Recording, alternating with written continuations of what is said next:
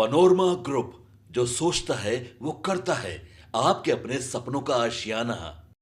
जो भी होगा आप लोग के सामने बहुत जल्द आ जाएगा। कहाँ से तैयारी कर रहे हैं? मतलब आ जा रहा है भभुआ विधानसभा से जी। जी आप कलाकार हैं और काफी लोकप्रिय हैं। अभी पप्पू यादव ने एक ट्वीट किया है कि देश हिजड़ा हो गया है। उन्होंने लॉरेंस बिश्नोई को सीधे तो भैया क्या वो इस देश में नहीं रहते हैं? नमस्कार, आप देख रहे हैं सिटी पोस्ट लाइव और मैं हूं आपके साथ हर्षिता प्रताप सिंह।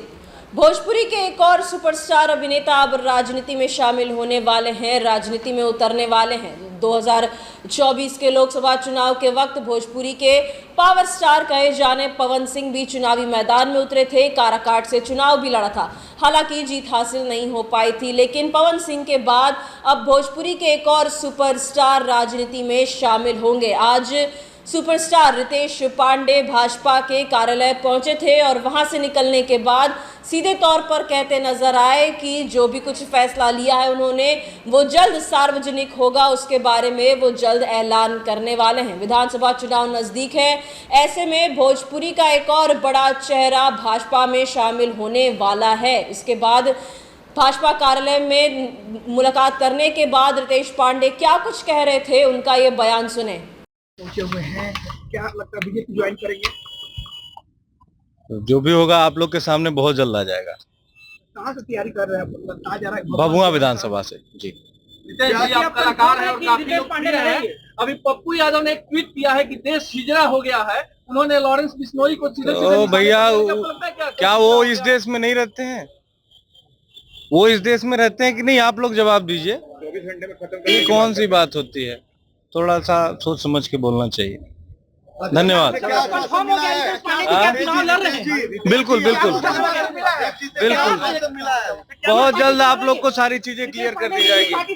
24 घंटे में नेटवर्क ध्वस्त कर देंगे लॉरेंस बिश्नोई का, कहा है उन्होंने सीधे तौर पर। ये देखिए, जो भी अनैतिक कार्य करता है उसका नेटवर्क तो ध्वस्त होना ही चाहिए।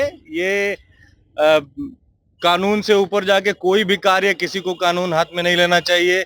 और जिस हिसाब से ये सब घटनाएं हो रही हैं वो अच्छी नहीं है, उसका नेटवर्क ध्वस्त होना चाहिए। लेकिन ऐसा पूरे देश के बारे में ऐसी गलत टिप्पणी करना मेरे ख्याल से अच्छी बात नहीं है, क्योंकि उसी देश में वो भी रहते हैं, तो ऐसा कहना उचित नहीं है। किस पार्टी से लड़ने की संभावना है रितेश पांडे जी?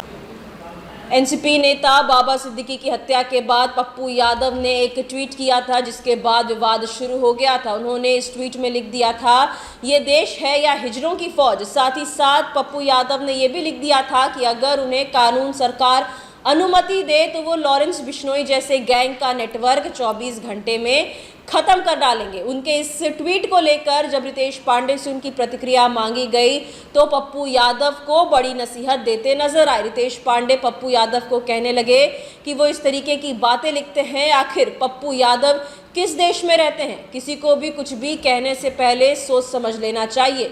किसी भी अपराधी का जो नेटवर्क है वो खत्म जरूर होना चाहिए, लेकिन आप अपने देश के बारे में क्या बोल रहे हैं, क्या बयान दे रहे हैं, ये सोच समझ के देना चाहिए। तो रितेश पांडे राजनीति में आने से पहले ही पूर्णिया सांसद पप्पू यादव को ये बड़ी नसीहत देते नजर आए। भोजपुरी का एक और बड़ा चेहरा अब बिहार की राजनीति में उतरने वाला है। पवन सिंह भी चुनावी मैदान में उतरे थे।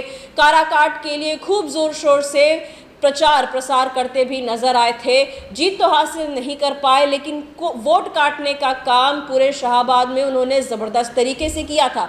और अब भोजपुरी के एक और सुपरस्टार रितेश पांडे चुनावी मैदान में जल्द ही उतरने वाले हैं। भाजपा कार्यालय आज पहुंचे थे, जल्द ही भाजपा में शामिल हो जाएंगे और इसका ऐलान करने की बात भी कहते नजर आए रितेश पांडे। इसका ऐलान कब तक करते हैं, कब भाजपा में शामिल होते हैं, कहां से चुनाव लड़ने का उन्हें मौका मिलता है, ये देखने वाली बात होगी। फिलहाल इस खबर में इतना ही। आप आगे की खबरों के लिए देखते रहिए सिटी पोस्ट लाइव। धन्यवाद।